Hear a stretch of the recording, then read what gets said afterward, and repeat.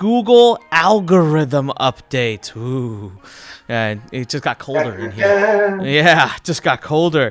How much do you pay attention to these? God, Panda. What are some of the names? Panda. Panda, Penguin. I mean, there's tons of them. There was the health update a couple weeks ago. Do they name these, or do people name them? Like, does Google come out and say, "Hey, we just released an update called Panda"?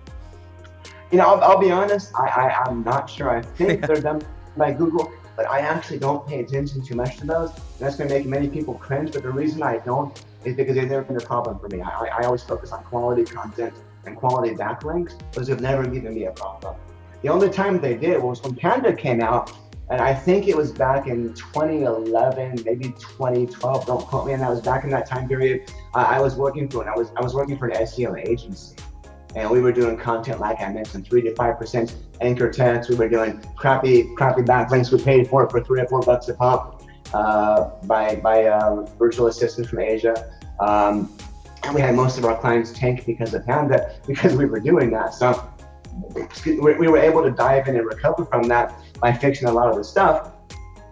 But yeah, updates have never been something I've paid much attention to. And I mean, I do get a general idea what they're about, but they've never been a problem for me because I do things the right way the first time for myself and for my clients. So it's never been a problem. But love it. I mean, typically, how you can avoid those though is don't buy crappy backlinks. If you're caught buying crappy backlinks, that's going to hurt you. Oh, that's awesome, man. You know, So what I love about what you said is just focus on the good content, and if you focus on good, even if Google does updates, you'll pretty much survive it. Let's say you do that, and all of a sudden there is an update, and you didn't survive it. Things kind of got bad for you. Where do you go? Is there a trusted website or some site that you kind of read for updated information so that you know how to fix your site when the update happens?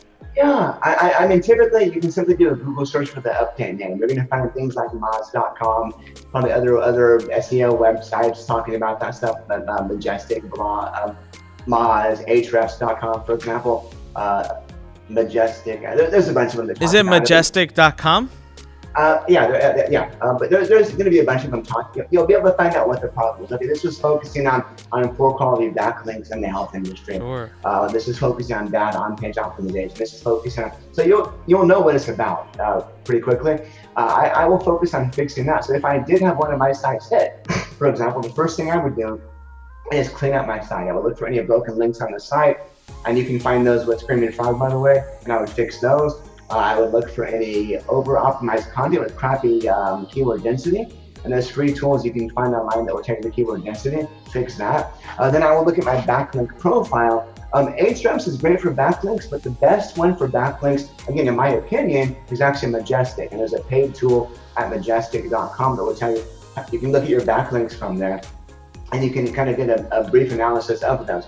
How spammy they are, how they look, how good they are, how bad they are. So if I find that I've got if I've got 5,000 real crappy backlinks pointing to my site, and I didn't build those, possible someone pointed those to my site, you can do what's called a Google disavow. Excuse me. And what you do is that you simply go to, well, I'm not going to go into detail now, but you can simply download your backlinks profile from Majestic and from Google's tool as well, and you can create a disavow file. It's basically backlinks that you do not want Google to credit or to look at. Now, Google, believe it or not, negative SEO has gotten harder these days. For the most part, they will not penalize an entire site because of backlinks, but only one URL, which is why SEO has gotten easier, in my opinion. They're smarter about it. But if you do have some bad backlinks, if you're penalizing you can submit those in what's called a disavow file.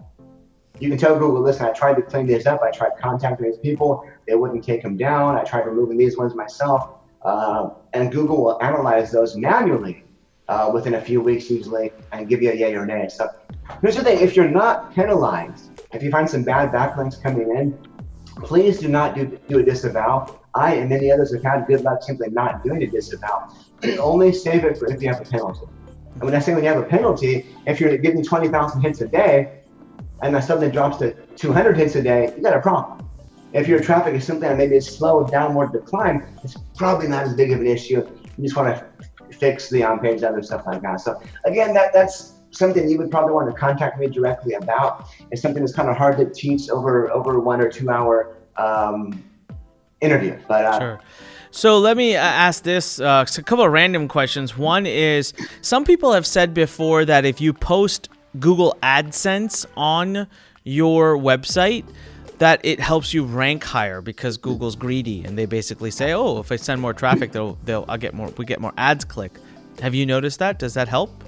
I think what they're actually saying is if you run PPC with Google AdWords, because you're paying for traffic to that keyword, they're going to rank you better. That what they mean is if your landing page has AdSense on it, ads from Google. Not that I know of. Okay, great. Because I can have a real spammy, crappy blog with crap content and add ads on there. Google, as far as I know now. Okay. And then what about when it comes to the algorithm, what about the impact of social media? So do you put like Facebook share, all those Twitter shares and all that? Do you think Google's reading any of that to help your rankings? It doesn't help rankings. No. Many people will say it does. I'm in a private SEO mastermind with Dory Friend, Dory, called SIA, Search Intelligence Agency, and they actually test things on a scientific level, believe it or not. And that's one thing they found did not impact rankings at all. So here's the thing, I do add those social tools because it's going to be social proof. This article got 3,500 Facebook shares. Crap, that's awesome. I'm going to read it more and check it out. I'm going to share it too. And plus, I can also get traffic back to your site. So I would say it has a secondary positive effect of traffic and social proof of awesome content, but directly that's not going to help improve your rankings. And yeah, you're going to find many people that say, "No, Jeff, you're an idiot. You got that wrong." It does, but again, in my opinion, and in my testing and SEOs, it makes me look like a newbie. It's experience that doesn't make a difference. Thanks for listening to The Fighting Entrepreneur with your host, Anik Singal.